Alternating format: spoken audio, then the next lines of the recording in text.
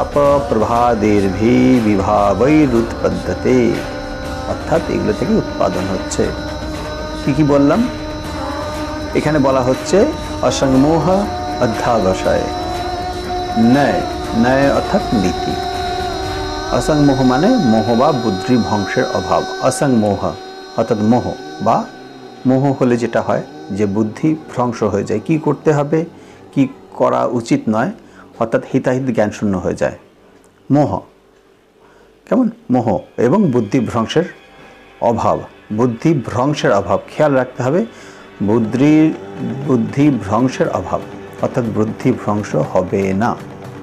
কেমন? অর্থাৎ বীর রসের ক্ষেত্রে উৎসাহ যখন থাকছে তখন বুদ্ধি ভ্রংশ হবে না। অসংমোহ, কেমন? আর বলছে তার সঙ্গে অধ্যাবসায়।